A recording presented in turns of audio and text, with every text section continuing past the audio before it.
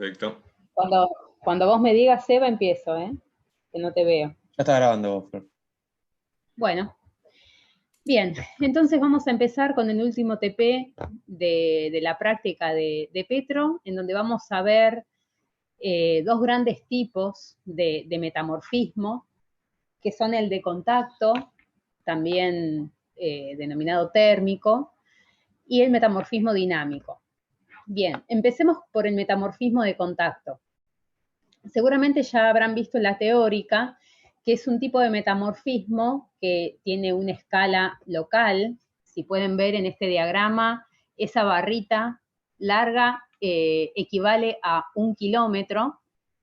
Y en el diagrama se muestra la intrusión de un cuerpo ígneo, cuya composición puede ser cualquiera, que se intruye en este caso, una roca de caja que está compuesta por algunas pelitas, algunas areniscas y algunas calizas.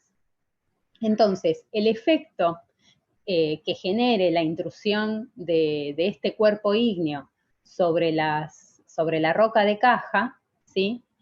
Va a ser el parámetro principal que vaya a modificar las rocas de caja, va a ser la temperatura, y es lo que va a generar el metamorfismo de contacto.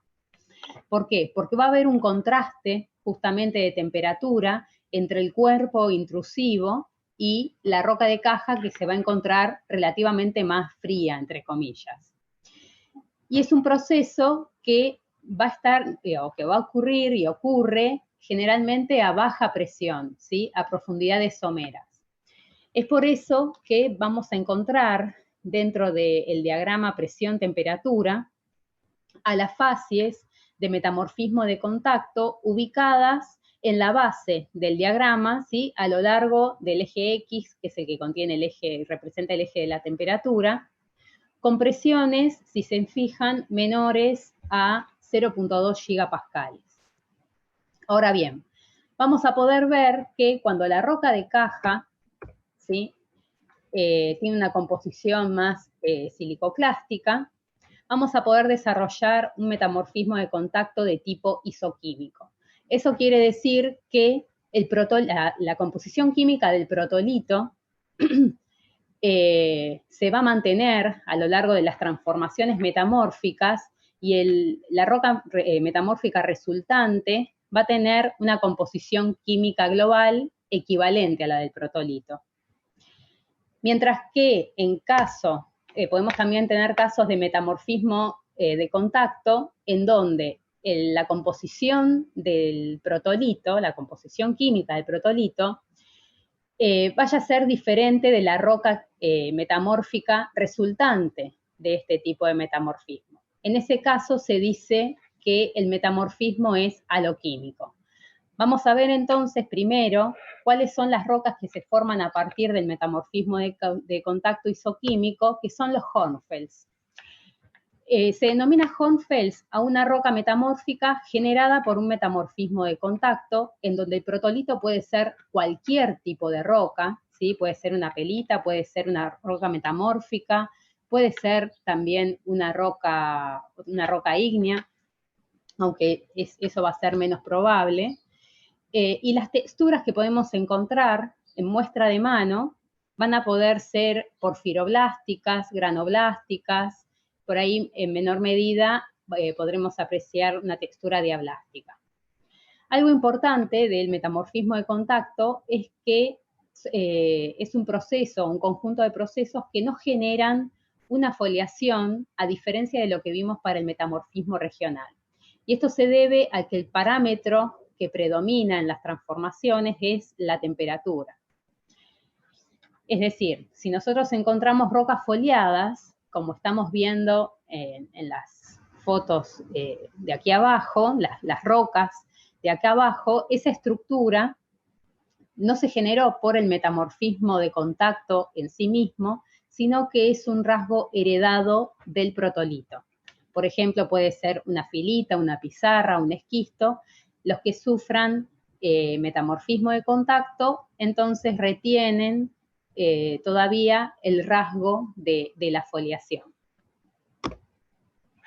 Bien, Las texturas que vamos a observar en corte delgado, en los hornfels, pueden ser variadas, pero principalmente pueden ser porfiroblásticas, o en caso de que los porfiroblastos contengan numerosas inclusiones, la textura la vamos a poder definir como poiquiloblástica. Este es un rasgo bastante común dentro de este tipo de rocas, porque el efecto de la temperatura hace que los cristales vayan creciendo de tamaño y puede existir, digamos, algún cristal o algún tipo de mineral que tenga una tasa de crecimiento mucho más grande que los otros minerales que están formando la roca. En ese caso, esos minerales son los que van a formar los poiquiloblastos y van a ir englobando minerales que van a pertenecer a la matriz, es decir, que ya se encontraban en la roca. Podemos ver en este caso de la foto de arriba de la izquierda, es un cristal, un poiquiloblasto de cordierita, que contiene numerosas inclusiones de cuarzos y de biotitas, que también son minerales que se encuentran presentes en la matriz. Los poiquiloblastos o porfiroblastos comunes en los hornfels pueden ser de cordierita, plagioclasa, biotita, granate, andalusita. Y dentro de la matriz podemos tener texturas que puedan ser granoblásticas, que puedan ser diablásticas o que puedan ser lepidoblásticas si es que el protolito tiene alguna estructura heredada. Este es un ejemplo de un poiquiloblasto, esto es una textura al microscopio bastante frecuente observar en corte delgado. Es un poiquiloblasto de cordierita que está inmerso en una matriz granoblástica, así se ve sin analizador, y así lo vemos con analizador interpuesto, ¿sí? El poiquiloblasto se encuentra en extinción, y fíjense las numerosas inclusiones que posee, y que son minerales, digamos, de composición similar a la mineralogía que posee la matriz. Bien, otras texturas en los hornfels que podemos encontrar es la textura diablástica, en donde teníamos minerales inequidimensionales que tienen una disposición al azar, sin una orientación preferencial, y también podremos observar texturas granoblásticas. Bien, en los hornfels, la paragénesis que se desarrolle va a depender del grado metamórfico, es decir, de la intensidad que afecte, de metamorfismo que afecte al protolito. Y esta intensidad va a estar controlada por 3 factores predominantes. Uno es el tamaño del cuerpo ígneo y de la temperatura que posea el cuerpo que se está intruyendo. El segundo parámetro es la conductividad termal que tenga esa roca de caja que está alojando al cuerpo ígneo, es decir, las rocas que vayan a ser el protolito. Y también la permeabilidad y la cantidad de agua y de otros volátiles que estén presentes en el protolito y que vayan a conducir las transformaciones metamórficas. Entonces, uno puede distinguir, digamos, desde los sectores más cercanos al cuerpo ígneo y los más alejados del mismo, una serie de transformaciones que se van a traducir en las facies, ¿sí? Facies metamórficas de metamorfismo de contacto. Las facies de menor temperatura se denomina facies albita epidoto, y tiene un rango de temperatura aproximado entre 200, 250 y unos 400 grados centígrados. A veces puede ser un poquito más. Luego, las facies de metamorfismo de contacto de grado medio es la facies orgléndica, que abarca hasta unos 600 grados de temperatura aproximadamente. Y luego ya tenemos las facies de alto grado, como la facies piroxénica, y ya unas facies de muy alto grado, que se desarrolla en casos muy particulares, es la facies sanidinita, que ya involucra temperaturas mayores a los 800 grados centígrados. Al igual que en el caso del metamorfismo regional, en donde vimos que las distintas facies tenían, dependiendo del protolito, mineralogías y paragénesis particulares, en el caso del metamorfismo de contacto, también tenemos paragénesis que se desarrollan en función de la composición del protolito y en función del grado de temperatura y el grado metamórfico que afecte al protolito. Bien, eso en cuanto a las rocas ígneas, a las rocas metamórficas que tienen un metamorfismo de contacto isoquímico. Ahora bien, pasemos a las de metamorfismo de contacto aloquímico, en donde la composición química del protolito va a diferir de la composición química de la roca metamórfica resultante. Un ejemplo de metamorfismo de contacto aloquímico son los skarns, que son rocas calcosilicáticas, es decir, que están formadas por carbonatos y también por silicatos, que se generan por este tipo de metamorfismo de contacto aloquímico. El protolito de los skarns es carbonático, ¿sí? Pueden ser calizas, pueden ser dolomías, y en general, cuando un cuerpo ígneo intruye a una roca de caja carbonática, también se van a desarrollar distintas zonas dentro de lo que sea la aureola de contacto, las rocas que se van a metamorfizar, y se pueden definir también distintas zonas en función del grado metamórfico que las afecte y su cercanía al cuerpo ígneo. Vamos a poder tener facies de endoskarn, ¿sí? Las más cercanas al cuerpo ígneo, en donde en general predomina el reemplazo de los minerales de origen magmático, y el exoskarn, que sería el sector más cercano a la roca de caja, en donde se reemplazan los minerales de las rocas carbonáticas. Bueno, como les dije antes, son rocas que están compuestas por silicatos y por carbonatos, en general minerales que son ricos en calcio, hierro, magnesio, aluminio. Al igual que los hornfelds, en los skarns tampoco se desarrolla foliación, porque el metamorfismo de contacto no desarrolla foliación. Entonces son rocas de texturas masivas, de estructuras masivas con texturas granoblásticas, en donde vamos a tener una mineralogía compuesta por calcita, holastonita, granate rico en calcio, clinopiroxeno, actinolita, epidoto, puede haber plagioclasa, y también puede haber otros minerales más particulares como las escapolitas, las vesuvianitas y el grupo de las melilitas. Bien, ¿alguna pregunta hasta acá? Bueno, veo que no. Entonces, hasta ahí estamos con el metamorfismo de contacto, ¿sí? En donde el factor predominante que genera las transformaciones metamórficas es la temperatura. Ahora vamos a pasar al otro tipo de metamorfismo que vamos a ver en el TP, que es el metamorfismo dinámico, en donde el efecto, el factor principal que va a generar las transformaciones que sufran las rocas bajo este tipo de metamorfismo es la presión dirigida, ¿sí? No la presión litostática, es decir, la columna de rocas que tenga por encima una roca que estemos estudiando, sino la presión que se desarrolle en forma dirigida, ¿sí? Porque van a ser rocas que estén deformadas por cizalla de tipo simple.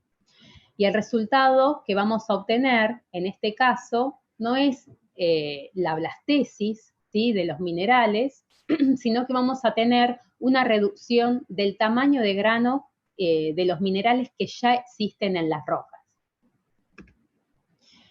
Bien, entonces los dos tipos principales de rocas resultantes de este tipo de metamorfismo son las cataclasitas y las milonitas. Este tipo de metamorfismo se desarrolla en zonas de falla, ¿sí?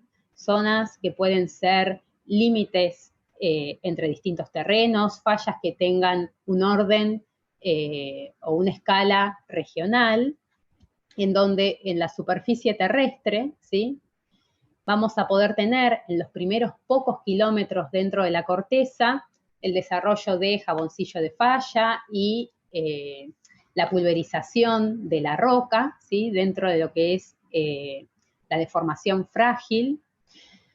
Y luego, a medida que nos vamos adentrando a la corteza, aproximadamente entre los 5 y los 10 a 15 kilómetros, también vamos a tener o va a predominar la rotura mecánica de las rocas que se encuentren en la corteza y vamos a tener el desarrollo de rocas cataclásticas, ¿sí?, también llamadas cataclasitas, en donde lo que podremos tener es el desarrollo de texturas brechosas, ¿sí?, y las mismas rocas que están dentro de la corteza, al sufrir esta deformación por cizalla, se van rompiendo, digamos, mecánicamente.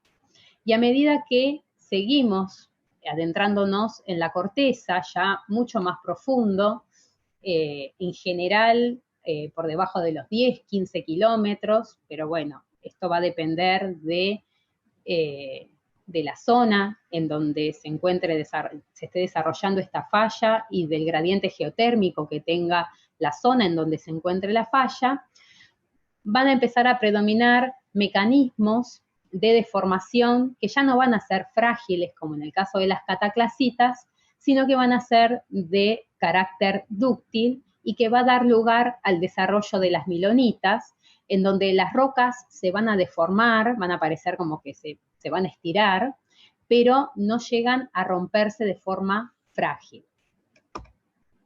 Bien, la deformación mecánica en los cristales que conforman las rocas que están en la corteza, obviamente es tanto intracristalina como también entre los cristales.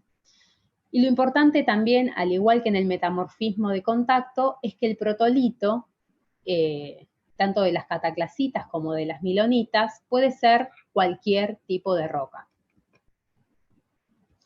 En general, hay algunos rasgos que pueden observarse tanto en las cataclasitas como en las milonitas, independientemente del tipo de deformación que predomina en la roca, y es, por ejemplo, los tipos de extinción. Los distintos tipos de extinción que ustedes comenzaron a ver en mine, en general en el cuarzo, que es en donde se desarrolla por ahí con más facilidad y es más frecuentemente observable, responden a dislocaciones y a deformaciones internas de la estructura del mineral. Tanto en las cataclasitas como en las milonitas vamos a poder ver cristales de cuarzo con extinciones de tipo ondulosa, fragmentosa, o incluso cuando la deformación sea un poco mayor y las dislocaciones sean un poco mayor, podemos ver extinciones de tipo tablero de ajedrez. Estos tipos de extinciones en este tipo de rocas no son exclusivas del cuarzo. Si bien es el mineral en donde más frecuentemente se pueden ver este tipo de extinciones, hay otros minerales que también pueden presentar extinciones de tipo ondulosa, como pueden ser los casos de los feldespatos, o incluso en los piroxenos se puede ver. Y otros rasgos de deformación que se pueden ver tanto en las rocas cataclásticas como en las milonitas es la deformación de las maclas, ¿sí? Por ejemplo, acá a la izquierda tenemos un cristal de plagioclasa en donde los individuos no alcanzan, digamos, al extremo del cristal, sino que quedan, digamos, tienen una morfología discontinua.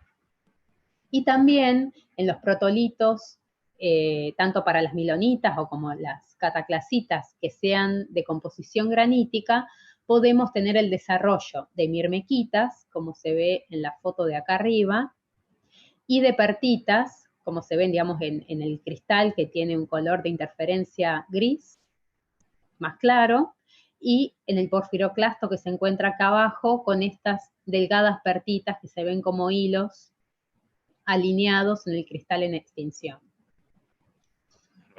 Esto no quiere decir que ustedes apenas vean en cualquier tipo de roca un rasgo de este tipo, enseguida lo tienen que atribuir a que la roca es una cataclasita o una milonita, sino que estos rasgos en general también se desarrollan en rocas que no son generadas por metamorfismo de contacto, pero estos rasgos, acompañados de otros rasgos que vamos a ver a continuación, digamos, apoyan y hacen a lo que es las rocas formadas por metamorfismo dinámico.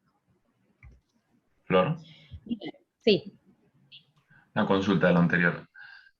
No me quedó claro si eran heredadas o las mirmequitas y las pertitas, No, o se daban durante el metamorfismo. se pueden formar durante el metamorfismo dinámico también. Ah, ok. Bien. No necesariamente son heredadas, ¿sí? Por eso, estos rasgos, tanto las extinciones como la deformación de las maclas o la presencia de mirmequitas y pertitas, no son exclusivas de las rocas generadas por metamorfismo dinámico, sino que son estructuras o microtexturas que van a encontrar en las rocas, que se pueden generar por estos procesos, pero no son exclusivas de este tipo de rocas. No es que ustedes ven una plagioclasa con la macla deformada, como en estas imágenes, y ustedes ya están en presencia de una cataclasita o de una milonita, ¿sí? Porque también se pueden desarrollar en rocas en donde todavía, digamos, se las pueda denominar de otra manera, ¿de acuerdo? Pero en las cataclasitas y en las milonitas, estos son rasgos súper comunes de encontrar y que Flor, acompañan a los rasgos que ahora vamos a seguir viendo. te hago una pregunta de la deformación de maclas.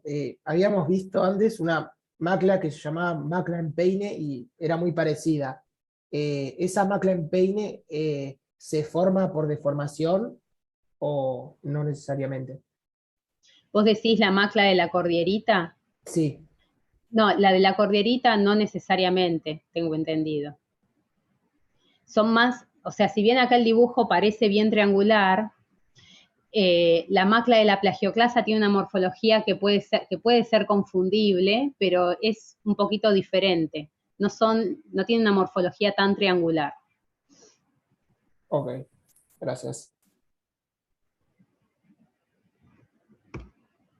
Bien, seguimos entonces con las cataclasitas. Además de estos rasgos que estamos viendo que pueden estar presentes, lo importante es que vamos a observar rocas que tengan textura cataclástica o incluso porfiroclástica. Fíjense que acá dejamos el término o el sufijo blástico de lado y empezamos a usar el sufijo clástico. Y esto se debe a que en este tipo de rocas no tenemos una plastesis, ¿sí? Sino que es la misma mineralogía y el protolito, del protolito, que es la que va a sufrir deformación. En el caso de las cataclasitas, la rotura va a ser mecánica, entonces podremos tener rocas con estos dos tipos de texturas, con porfiroclastos y con una matriz. Esos porfiroclastos pueden ser angulosos.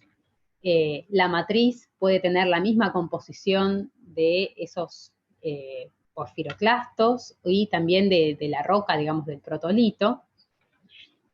Y lo importante es que la deformación es bajo condiciones frágiles.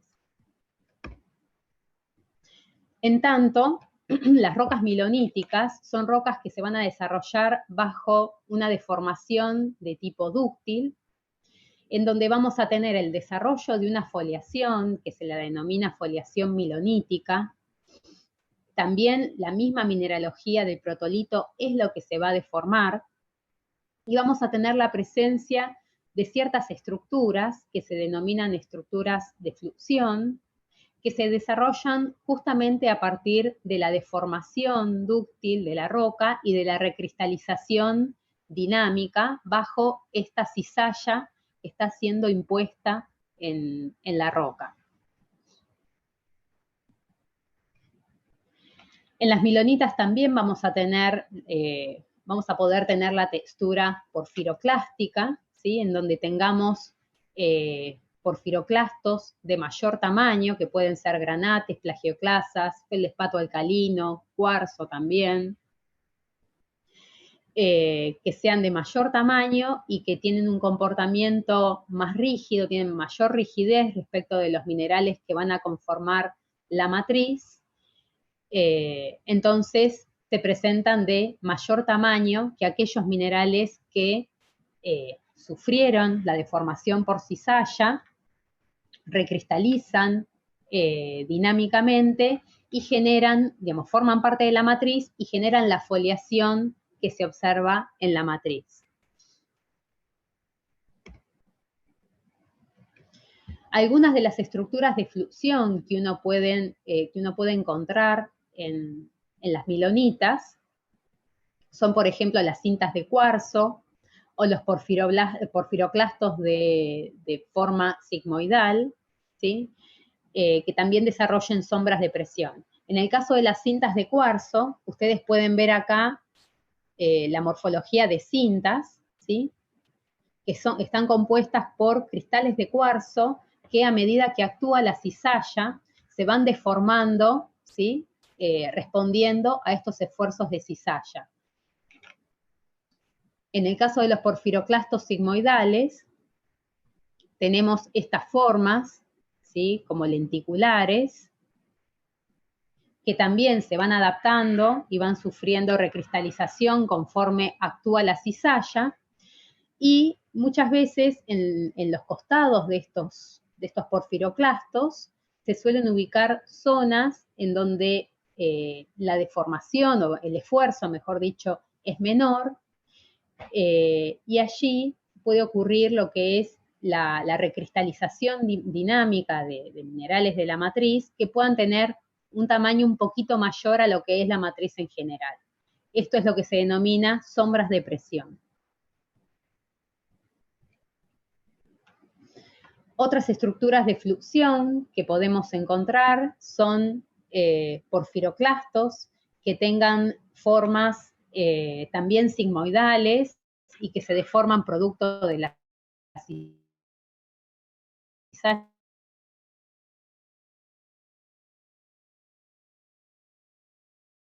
sobreimpuesta. Algunos se denominan y también se pueden encontrar Orblenda Frisch. Muchas de este tipo de estructuras en las muestras suelen también indicarnos el sentido que tiene esa cizalla. En general, cuando uno trabaja con este tipo de rocas en el campo, se toman muestras orientadas, ¿sí? Tomando con las brújulas las actitudes de los distintos elementos, sean lineaciones, sean pliegues, se toman los rumbos, inclinaciones, buscamientos de esos ejes, de los ejes. Tener el dato del sentido de la. También otro tipo de estructuras de fluxión que podemos encontrar en las milonitas son las estructuras bookshelf, en donde tenemos porfiroclastos, ¿sí? Estos clastos grandes que tenemos inmersos de nuevo en una matriz foliada que está formada por minerales que pertenecían al protolito y que recristalizan de forma dinámica. Y estas estructuras bookshelf tienen como fracturas, microfracturas internas que están desplazadas. Entonces, a partir de conocer cómo es el desplazamiento, ¿sí? Podemos también tener una idea del sentido de la cizalla que haya sufrido la roca. Se llama bookshelf porque recuerda, digamos, a lo que serían los libros en una biblioteca, y cuando se caen, ¿sí? Quedan como uno encima de otro, bueno, de forma análoga, por decirlo de alguna manera, estos porfiroclastos que tienen estas microfracturas internas desplazadas hacen recordar a eso, a esa situación. Esto es un poco lo que les decía o les comentaba recién. Uno, cuando trabaja en zonas en fajas miloníticas o en zonas con milonitas, uno puede conocer y estudiar la dirección y el sentido de esa cizalla a partir de observar estas estructuras de fluxión, ¿sí? Sobre todo aquellas que nos indiquen el sentido y que nos den indicios del sentido que haya tenido esa cizalla. Estas estructuras que nos indican sentido de la deformación se denominan indicadores cinemáticos, ¿sí? Y lo importante es que uno no encuentra los indicadores cinemáticos dispuestos en cualquier lugar de una roca, sino que uno tiene que ir a buscarlos en determinado plano de la roca. Por ejemplo, si nosotros tenemos en este block diagrama una cizalla que va digamos, en el sentido que indican las flechas blancas, la deformación de la roca va a estirarse, va a cizallarse, como lo indican acá digamos, los dibujitos, las rayas estas rojas, ¿sí? Entonces, cuando uno esto lo traslada a una roca que pueda tener distintos tipos de estructuras, por ejemplo, en una muestra, ¿sí? Como tenemos acá, que sea paralela a la dirección de estiramiento y de cizallamiento de esa roca, es donde podremos encontrar indicadores cinemáticos que nos puedan hablar de cómo es esa dirección de estiramiento y cómo se orienta. Mientras que en una cara que sea perpendicular a la dirección de estiramiento, probablemente, obviamente también vamos a ver porfiroclastos y vamos a ver los minerales de la matriz y vamos a ver una matriz foliada, pero no vamos a poder tener la información que nos brinda la muestra que podamos sacar y que sea paralela a esa dirección de cizallamiento. Bien, dentro de lo que son los porfiroclastos, vimos los porfiroclastos sigmoidales, que pueden desarrollar sombras de presión, los que son tipo fish o los que tienen estructuras tipo bookshelf, pero después también tenemos porfiroclastos que desarrollan distintas morfologías conforme al cizallamiento que van sufriendo y a la rotación que van desarrollando conforme se van cizallando. Algunos se denominan tipo delta, ¿sí? Cuando tienen estas, digamos, estas colitas, ¿sí? Recristalizadas, que son más delgadas, y se denominan tipo sigma a aquellos porfiroclastos en donde la recristalización que tienen en torno a los mismos es mayor. Estos tipos de porfiroclastos y la forma que desarrollen también nos pueden indicar sentido del cizallamiento, al igual que las micas o Orblenda fish y las estructuras bookshelf. Por eso son importantes. Bien, ¿qué vamos a hacer en el TP de hoy entonces? Es un TP cortito, por eso la explicación intenta ser rápida para que tengan mayor tiempo. Van a tener un primer ejercicio con una muestra para hacer un punteo de las características que observen, la textura, paragénesis, facies, grado, etc. Y después van a tener unas preguntas asociadas a esa muestra que vieron, y luego tienen otra roca para analizar, van a hacer fotos en las que tengan que analizar, clasificar texturalmente la roca y explicar por qué la clasifican de esa manera, y también tienen otra pregunta asociada a estas fotos que tienen en el ejercicio. Bien, preguntas, muchas.